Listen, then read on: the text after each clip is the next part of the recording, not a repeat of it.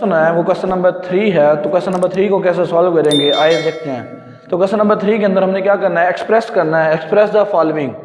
पहला क्वेश्चन है हमारे पास, the perimeter of P of a square as a function of its area. हमने करना क्या है, हमने एक पेरीमीटर है जो किसका, स्क्वायर का, उसको फंक्शन के तौर पर शो करना है किसका, एरिया का। तो हम यहाँ पे क्या करेंगे, एक स्क्वायर ड्रा कर लेते हैं। स्क्वायर ऐसी शेप होती है जिसकी चारों साइडें आपस में क्या होती हैं, इक्वल। तो यहाँ पे हमने लेट कर लेते हैं किसकी, एक साइड क्या है, एक्स है। तो यहाँ पे हम लेट करेंगे, let x be the side of a square. अगर एक साइड है स्क्वायर की, साइड क्या है, एक्स है, तो सभी साइड्स क्या होंगी, एक्स होंगी। तो हमने क्या करना है, इसका पेरीमीटर, पेरीमीटर क्या होता है, इसकी बाउंड्री। यहाँ पे बाउंड्री क्या है, ये भी एक्स है, ये भी एक्स है, ये भी एक्स है, ये भी एक्स है। तो पेरीमीटर क्या है, 4 टाइम्स ऑफ लेंथ होता है पेरीमीटर।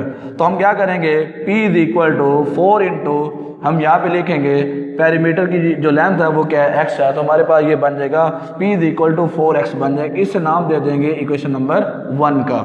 नाम देने के बाद हमने शो क्या करना था, पेरीमीटर को हमने शो करना है किसका, इसी के एरिया के तौर पर, फंक्शन के तौर पर शो करना है। तो हम यहाँ पे इसका एरिया देख लेते हैं। एरिया क्या होता है, इस स्क्वायर शेप का एरिया क्या होता है, लेंथ मल्टीप्लाई बाय लेंथ, मतलब एल स्क्वायर हो जाता है।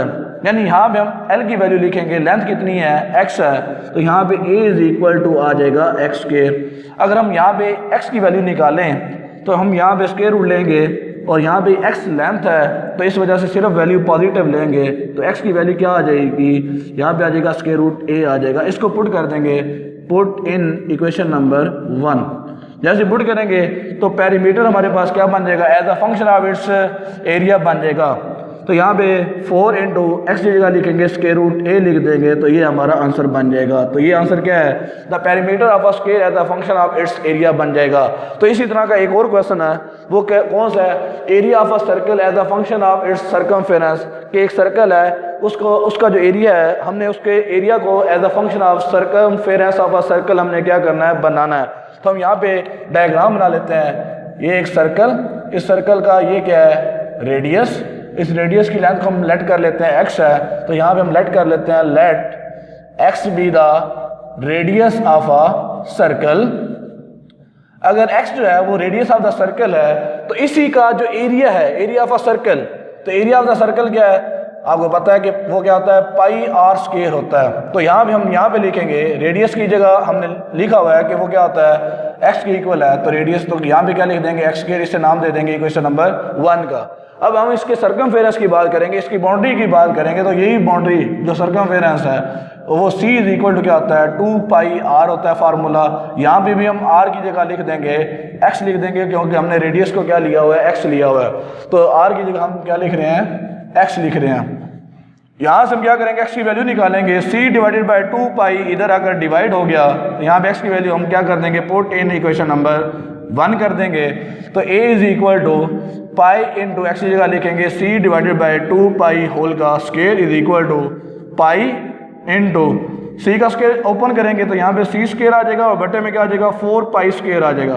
तो यहाँ से पाई इस पाई के साथ कैंसिल हो जाएगा, तो a is equal to c square divided by 4 pi बन जाएगा। तो यही वो एरिया ऑफ द सर्कल है जिससे हमने उसके एरिया को हमने सर्कमफेरेंस के फंक्शन के तौर पर हमने क्या करना था, डील करना था। ये हमारा आंसर बन जाएगा। तो इसी तरह का एक और पार्ट है जो कि सी पार्ट है। सी पार्ट के अंदर हमें क्या कहा हुआ है, उसने कहा है कि the volume of V of a cube as a function of its area of its base.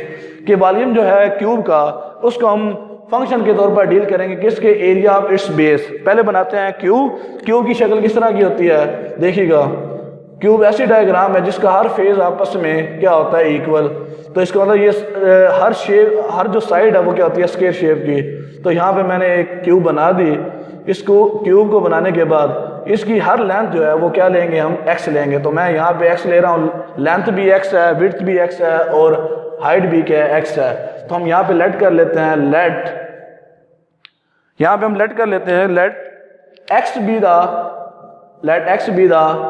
B the side of a cube. तो अगर एक साइड x की, क्यूब की एक साइड x है तो हर साइड क्या होगी, x होगी। तो यहाँ पे इसका वॉल्यूम में हमें पता है कि उसका मदर फार्मूला क्या होता है, length multiply by width multiply by height. तो यहाँ पे लेंथ भी x है, विड्थ भी x है और हाइट भी क्या है, x है।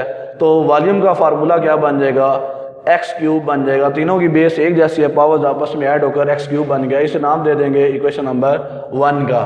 फिर हम क्या करेंगे, इसी के बेस का एरिया, बेस क्योंकि स्क्वायर शेप की है, तो स्क्वायर शेप की है तो इसका मतलब है इसका एरिया मालूम करना बिल्कुल आसान है।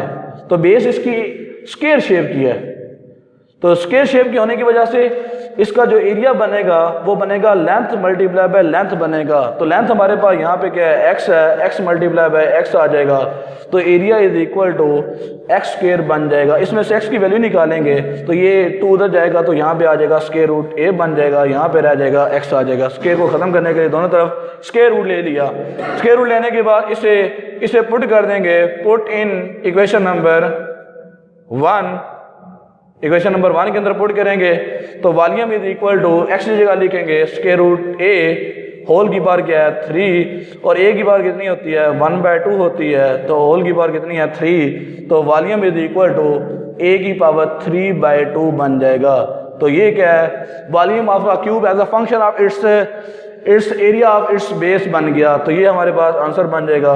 तो ये क्वेश्चन नंबर 3 इस तरह डील किया जाएगा। तो क्वेश्चन नंबर 3 के बाद देखेंगे कि क्वेश्चन नंबर 4 को कैसे डील करेंगे।